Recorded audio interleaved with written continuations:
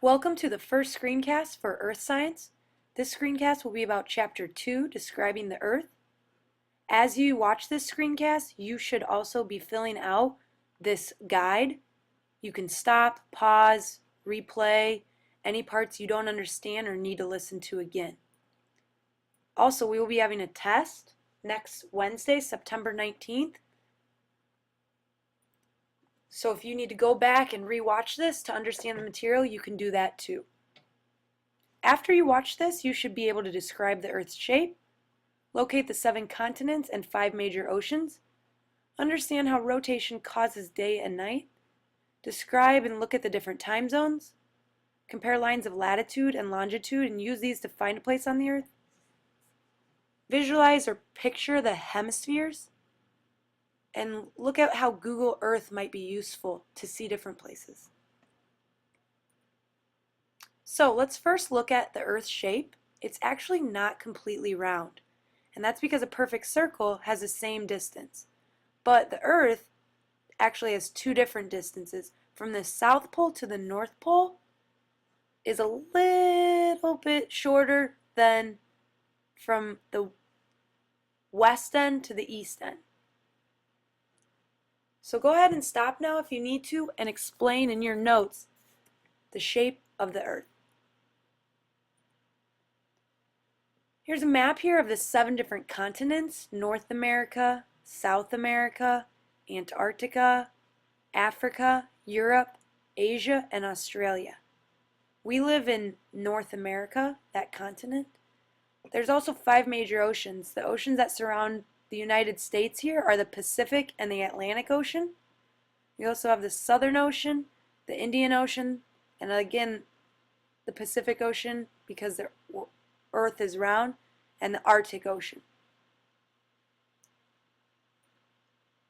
Let's take a look at how day and night is caused.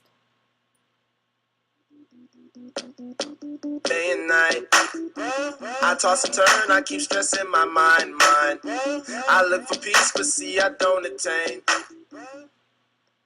Rotation is the Earth's movement around its own axis. You may want to stop and record those notes on your sheet.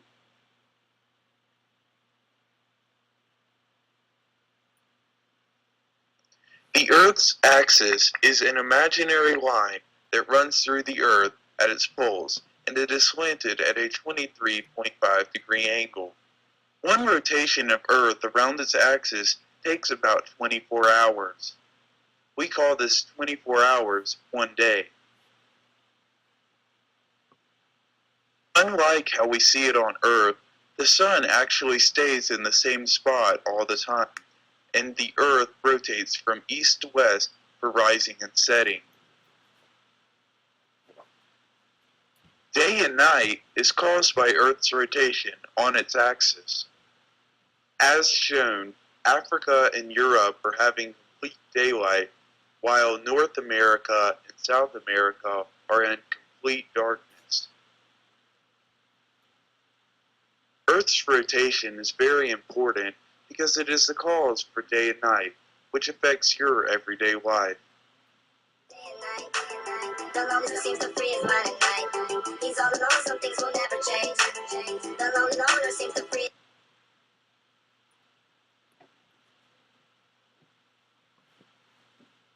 Because the Earth rotates, we have different time zones. In the United States, we have these different time zones. Here's Chicago, so look what time zone we live in. Splitting up the Earth into different time zones means that in each different time zone, it's a different hour of the day. Here it's 7 o'clock on the Pacific. In the mountains, it's 8 o'clock. Here where we live, it's 9 o'clock. And on the East Coast, it's 10 o'clock. Here's a little bit better explanation of how time zones are formed. Hi, I'm Jared with more KSNN math news you can use. Did you know the Earth has 24 different time zones? I know the Earth's day is 24 hours long.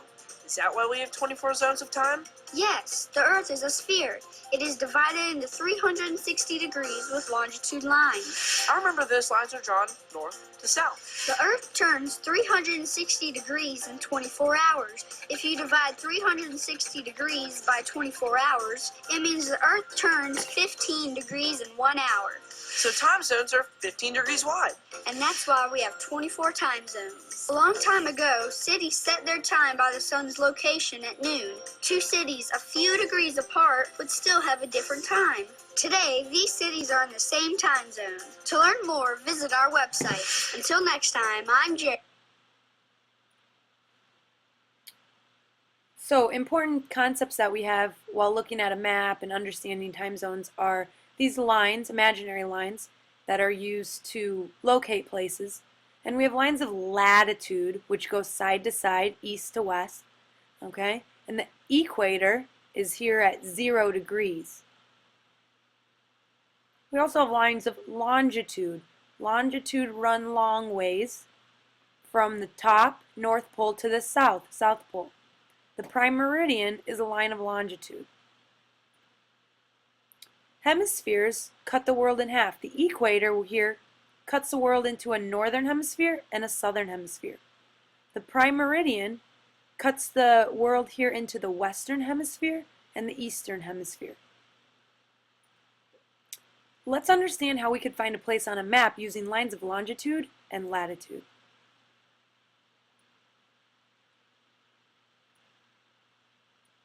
Map makers draw imaginary lines on maps and globes. Some of these lines are long, and they go all the way from the bottom of a map to the top.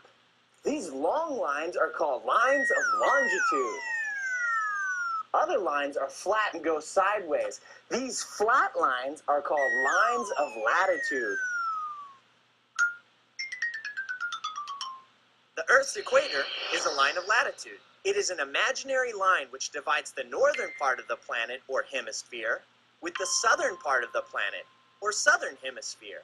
The prime meridian is a line of longitude. It goes up and down. It is the starting line for all of the other lines of longitude. These lines of latitude and longitude have numbers and directions, so we can pinpoint an exact location. So now you should be able to use those different tools to complete the two activities on the back of your worksheet. Finally, we have Google Earth here. It's a real cool tool that you can download and use to see different places in the world you'd never be able to visit. Google Earth allows us to view satellite imagery, maps, terrain, 3D buildings, galaxies in outer space, and even the depths of the ocean, all from a seamless 3D digital globe. Google Earth is packed full of rich geographical content, including maps, buildings, and historical imagery.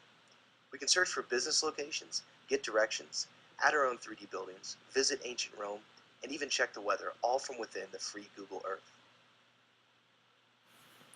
So if you have time now and the rest of your guide sheet is filled out, you can go online and look up Google Earth and download and install it on the computer.